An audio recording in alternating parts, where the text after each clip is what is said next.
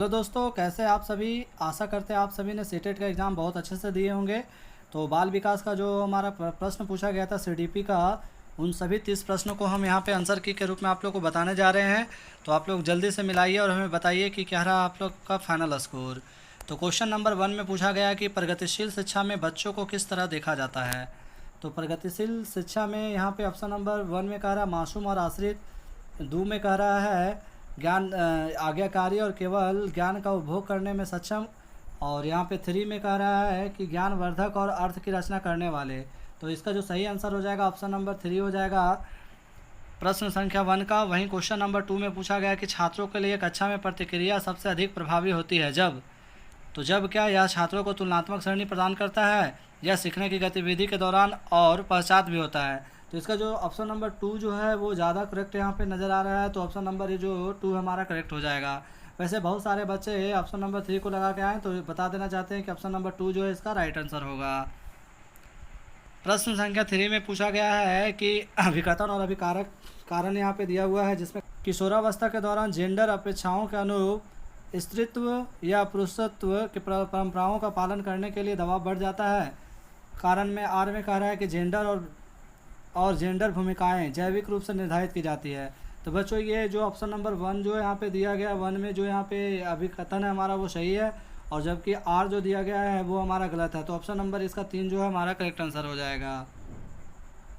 Channel पर बने हैं तो लाइक सब्सक्राइब शेयर करते जाएं और साथ ही जितना ज़्यादा हो सके लाइक करते जाएं। क्वेश्चन नंबर 4 कर रहा है कि सुनीता एक 12 वर्षीय लड़की विशेष संगीतीय क्षमता रखती है। उसके माता पिता दोनों ही निपुण गायक हैं और वे सुनीता को अपनी आवाज़ को और बेहतर करने के लिए प्रशिक्षण कक्षा में भेज रहे हैं। सुनीता की यह क्षमता संभावित रूप से किन कारकों के अंतःक्रिया का परिणाम है। तो ये जो हमारा हो जाएगा यहाँ पे दिया गया है बुद्धि और परिपक्वता, नहीं ये नहीं होगा। पोषण और अनुशासन ये भी नहीं होगा। लैंगिक पहचान और अनुवांशिक संरचना ये भी नहीं होगा। जबकि हमारा जो आंसर हो जाएगा अनुवांशिकता और वातावरण। तो जिन्होंने भी ऑप्शन नंबर 3 को लगा के आए हैं सबका सही है।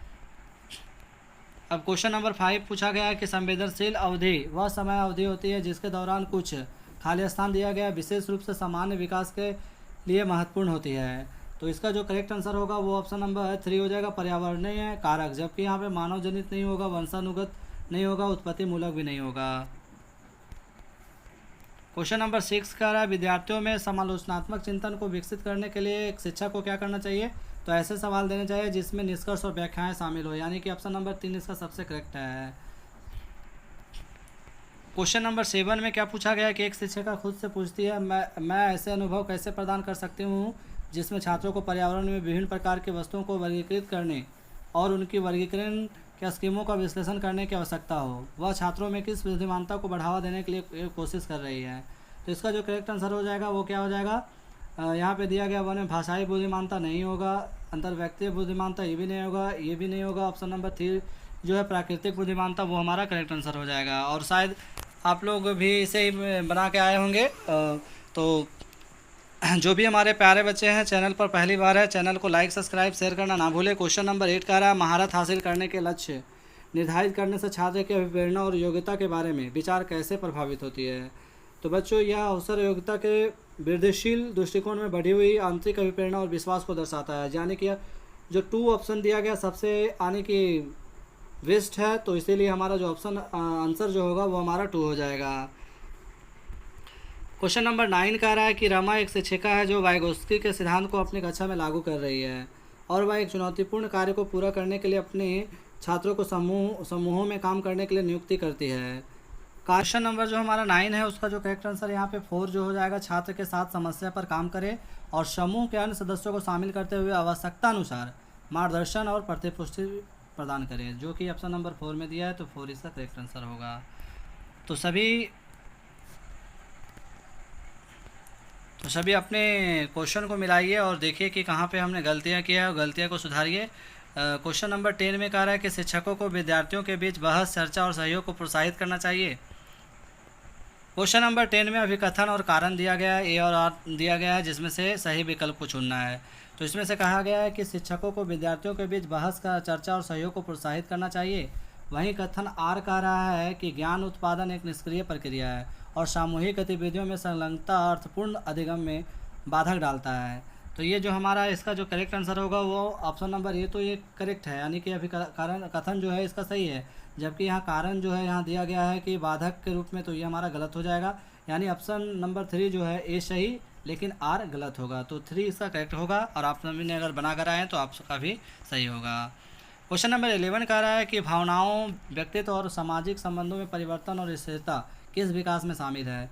वैसे तो इसका आंसर होना चाहिए भावनात्मक विकास, लेकिन इसमें कन्फ्यूजन है। आप देख सकते हैं कि इसका क्या आंसर क्यों जारी होने वाला है। वैसे मनोसामाजिक विकास भी बहुत सारे बच्चे लगा कर आए हैं, तो आप लोग इसको देखिए कि क्या आंसर की में रहेगा। क्वेश्चन नंबर 12 कह रहा है छात्रों के विविध समूहों को पूरा करने के लिए निम्नलिखित में से कौन सांस्कृतिक रूप से उत्तरदायी शिक्षण का सही वर्णन करता है। तो सही वर्णन कौन करता है यहाँ पे, सुविचारित ये भी होगा, अनुकूलित होगा, विभेदित होगा, जबकि मानकीकृत नहीं होगा। तो ऑप्शन नंबर जो 3 यहाँ पे है वो करेक्ट हो जाएगा। अब यहाँ पे अभिकथन दिया गया 13 में और सही विकल्प का चुनाव करना कह रहा है कि यहाँ पे अभिकथन में कह रहा है कि स्कूलों को उस ढांचे के भीतर कार्य करना चाहिए जो तैयार उत्पाद और सीखने के परिणाम का आकलन करते हैं। तो जी यहाँ पे सही बात कह रहा है। उसके बाद यहाँ पे कह रहा है कि कारण में आर में कह रहा है कि सीखना पक्के तौर पर अनुकार्मिक और पदानुक्रमिक है, लेकिन यहाँ पे दोनों क्वेश्चन में कंक्लूजन है, तो यहाँ पे हमारा अभिकथन और कारण दोनों गलत हो सकता है। तो जो भी बच्चे यहाँ पे ऑप्शन नंबर 4 टिक लगा कर आए हैं उनका सही है। अब क्वेश्चन नंबर 14 में क्या पूछा गया, लेव वाइगोस्की के अनुसार भाषा और विचार के बीच क्या संबंध होता है। तो भाषा और विचार का संबंध क्या होता है, यानी कि भाषा और विचार विकास के जटिल विनियम प्रक्रियाएं हैं। वहीं क्वेश्चन नंबर 15 में क्या पूछा गया है, तो निम्नलिखित में से कौन सा सही सुमेलित युग्म है। तो सही सुमेलित युग्म यहाँ पे है मानक संदर्भित मूल्यांकन, यानी साथियों के प्रदर्शन की तुलना करता है। तो सबसे बेस्ट यहाँ पे हमारा जो आंसर हो जाएगा वो ये हो जाएगा, तो ऑप्शन नंबर 2 इसका करेक्ट आंसर होगा। अब हम 16 को देख लेंगे, निम्नलिखित में से क्या दृष्टिबाधिता विद्यार्थियों को कक्षा में भागीदारी लेने में बाधा डालता है। बाधा से संबंधित, तो जो दृष्टिबाधित बच्चा है, मतलब जो देख नहीं पा रहे हैं, तो इलेक्ट्रॉनिक से तो उसका सुनाई वगैरह देगा म्यूजिक के जरिए, जबकि उभरी हुई रेखा चित्र और मानचित्र ये भी सही है। ग्राफिक समरी के स्पष्टनीय तरीके ये भी सही है। यहाँ पे गलत का चुनाव करना था, तो गलत हमारा हो जाएगा मुद्रित पाठ्यपुस्तकें और नोट्स, जो कि ऑप्शन नंबर 2 में दिया गया है, तो 2 इसका करेक्ट आंसर होगा। 17 में पूछा गया लॉरेन कोहलबर्ग ने बच्चों के नैतिक विकास का अध्ययन करने के लिए किस विधि का प्रयोग किया है। तो उसने किया था बच्चों के सामने नैतिक सुविधाएं रखना और अनुक्रियाओं के समालोचना करना, यानी कि ऑप्शन नंबर 2 जो बना कर आए हैं सभी को सही आंसर होगा।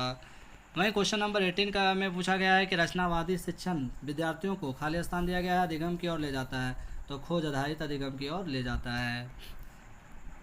अब हम बात कर लेते हैं 19 का पठन विकल्प से जूझ रहे, यानी कि लड़ रहे छात्रों को पढ़ना सिखाया जा सकता है। तो व्यवस्थित ध्यानात्मक प्रशिक्षण के माध्यम से उनको सिखाया जाता है, ऑप्शन नंबर 1 इसका करेक्ट आंसर हो जाएगा।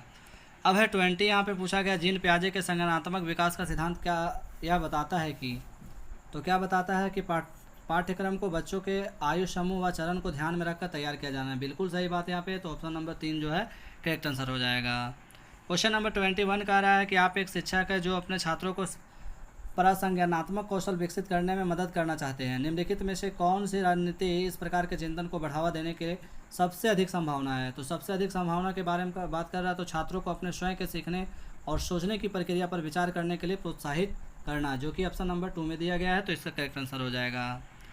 क्वेश्चन नंबर 22 में क्या पूछा गया, निम्नलिखित में से कौन सा कथन स्वलीनता के संदर्भ में सही है। स्वलीनता तो क्या है, ये स्वलीनता जो है एक तंत्रिकीय विकासात्मक विकार है, जो कि ऑप्शन नंबर 2 में दिया गया है, तो 2 इसका करेक्ट आंसर होगा। क्वेश्चन नंबर 23 पूछा गया पियाजे और वाइगोत्स्की के सिद्धांतों में एक प्रमुख समानता है। तो इसका प्रमुख समानता क्या हो जाएगा, बच्चों के विकास चरण जैसे प्रगति पर ध्यान। वहीं कह रहा है बच्चों की स्वयं की शिक्षा में संलग्नता और जुड़ाव। तो ये जो बेस्ट इसका आंसर 3 निकल कर आ रहा है, तो 3 इसका करेक्ट आंसर हो जाएगा। अब 24 में फिर से अभिकथन और कारण दिया गया है, जिसमें से अभिकथन कह रहा है कि शिक्षकों को शिक्षार्थियों के बीच व्यक्तिगत विभिन्नताओं का सम्मान करना चाहिए और सभी शिक्षार्थियों की आवश्यकताओं के अनुसार अपने शिक्षण को समायोजित करना चाहिए। बिल्कुल सही बात कह रहा है। वहीं कह रहा है कारण में शिक्षकों को विविध पृष्ठभूमि के शिक्षार्थियों को पढ़ाते समय उनके बीच सहयोग, समूह कार्य और बातचीत से बचना चाहिए, जो कि गलत है। तो ये हमारा जो ऑप्शन नंबर 3 में दिया गया ये सही, और लेकिन आर गलत, और ऑप्शन नंबर 3 इसका करेक्ट आंसर हो जाएगा। 25 कह रहा है किस अधिगम की रणनीति में बच्चों द्वारा दूसरे को सिखाना शामिल है जो उन्होंने सीखा है। तो इसका करेक्ट आंसर क्या हो जाएगा, पारस्परिक शिक्षण, जो कि ऑप्शन नंबर 4 में दिया है।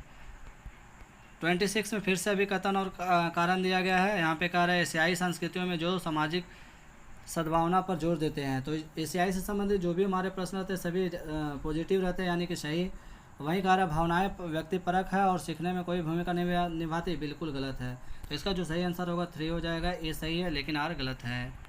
अब यहाँ पे 27 में पूछा गया है कि जीन पियाजे के अनुसार बच्चे वयस्कों से किस प्रकार भिन्न है। तो बच्चों की सोच वयस्कों के गुणात्मक रूप से भिन्न होते हैं, बिल्कुल सही बात। ऑप्शन नंबर 3 इसका करेक्ट आंसर हो जाएगा। 28 में कह रहा निम्न में से कौन सा प्रश्न विश्लेषणात्मक चिंतन को बढ़ावा देती है। तो इसका 4 करेक्ट हो जाएगा। भारत में जनसंख्या वृद्धि के विभिन्न कारण क्या हैं। अब क्वेश्चन नंबर 29 में क्या पूछा गया, समावेशी कक्षाओं के बारे में पूछा गया है। तो समावेशी कक्षाओं क्या होता है, अलग अलग विभिन्नताओं के अनुसार विभेदित निर्देश दिए जाते हैं, जो कि ऑप्शन नंबर 3 में दिया गया है। तो 3 इसका करेक्ट आंसर होगा। लास्ट हमारा जो प्रश्न है उसमें भी अभिकथन और अभिकारक यानी कि कारण पूछा गया है, ए और आर। तो इसका जो करेक्ट आंसर होगा वो क्या होगा कि शिक्षकों को बच्चों के प्रयोग के लिए बहुत सारे अवसर देने चाहिए, बिल्कुल सही बात है। बच्चों में गलत अवधारणा से निपटने का रचनात्मक तरीका विपरीत उदाहरण प्रदान करना। तो इसका जो करेक्ट आंसर हो जाएगा वो क्या हो जाएगा, ऑप्शन नंबर ए हो जाएगा। ए और आर दोनों सही है और ए आर की सही व्याख्या करता है। तो इस तरह से हमने 30 महत्वपूर्ण सीडीपी प्रश्नों को हल कर दिए हैं। आप लोग हमें देखिए और बताइए कि क्या आप लोग का क्या रहा फाइनल स्कोर। तो नेक्स्ट वीडियो में हम और भी जो बचे हुए आंसर के उस पर बहुत जल्दी आप लोग को प्रोवाइड करेंगे। धन्यवाद।